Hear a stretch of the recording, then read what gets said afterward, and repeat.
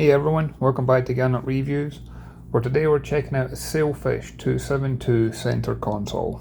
This one's capable of both inshore and offshore fishing, and the example you see here was at the Daytona Beach Boat Show earlier this year and has got a very high specification to it.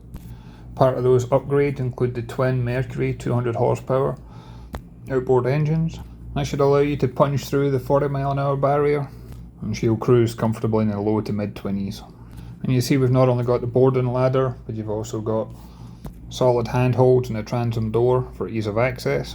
This one's been upgraded to have the two-tone hardtop, complete with rod holders. And she measures in at 29'4" long. She's got a beam of 9'1", and the estimated weight is around 6,850 pounds. I like the side entry access point on the hull. It's great if you were tied up next to a pontoon, but it's also great for landing that catch. You don't have to lift it up over the sidewall. In the port transom, you'll find that we have got an aerated live well, and then you'll see not only do we have rod holders along the transom, but this one actually comes with a ski pole as well. And I like the use of the folding seats that you see on the transom and on the starboard side. When you want to cruise with family and friends, there's plenty of seats and comfort, but when you want to get fishing, there's plenty of room and space. You'll notice hinges behind the seat. This lifts up and gives you access to the fuel filters, the oil filters and the bilge pumps. And as we work our way around, you see we've pop-up cleats, you got rod holders and drinks holders, and then this has got rod holders recessed into both the port and starboard gunnels. In the aft cockpit, you'll also find that this has got a fantastic prep station, as well as more drinks holders. This has got a sink on the port hand side, and she's got a 14-gallon water capacity. Shared between this sink, there's a transom shower, and there's actually a heads compartment inside the center console itself. And this bait station's got plenty of storage down below for your main fishing gear, tackle boxes and things like that. And then as we make our way forward, on both the port and starboard side, there's two large fish boxes. And these fish boxes are insulated and also have built-in overboard drainage. And as much as this is intended for fishing, if you were using this boat for cruising, this would be great storage space as well. Also notice the boat's got a non-slip deck throughout. This is really important if it was wet or also if you were barefoot. Moving forward again, that takes us to the helm position, and I was very impressed with the specification on this one. You're looking at twin Garmin GPS multifunction displays. You got your Mercury engine controls in the middle, you got your Fusion stereo system, trim tabs and a compass as well.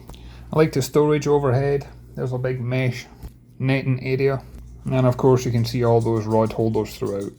I was also very impressed with how comfortable and practical the Helm Seats are. These both have bolster effects if you want to stand up rather than sit down, and the armrests lift up as well. And if you look at the main dash, I also liked how well everything was clearly labelled, but also most of the toggle switches are illuminated as well, so it'd be easy to understand what you had switched on or switched off, and just has a high quality feel to it in general. I also like the lock and storage compartment here. This would be great for car keys, cell phone, wallet, things like that.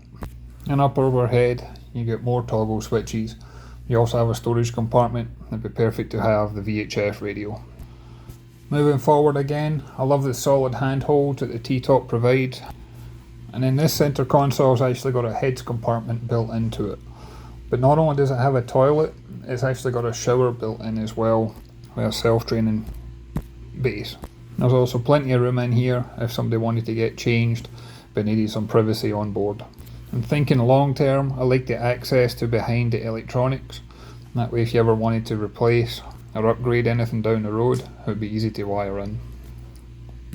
Moving forward again towards the bow, I like how clear the deck space is for walking forward. I like the handholds on both sides. And this is currently set up with the seats and removable table in place. And you can see there's storage underneath all the seats. And then on the bow, this one does have an anchor locker, and the anchor can be raised or lowered from the helm position itself. And as well as having the fish box on the deck, the seat that's in front of the console, underneath the base of that seat, is also a self-draining cooler built in. So this could be used for fishing, but it could also be used for refreshments if you wanted to enjoy cruising on board. And I personally like how enclosed the helm is on this one. It's got a solid windscreen on 3 sides, especially if you're planning on taking this offshore. As to a price point on this one, everything that you see here today, including the trailer, this was on offer for $206,746.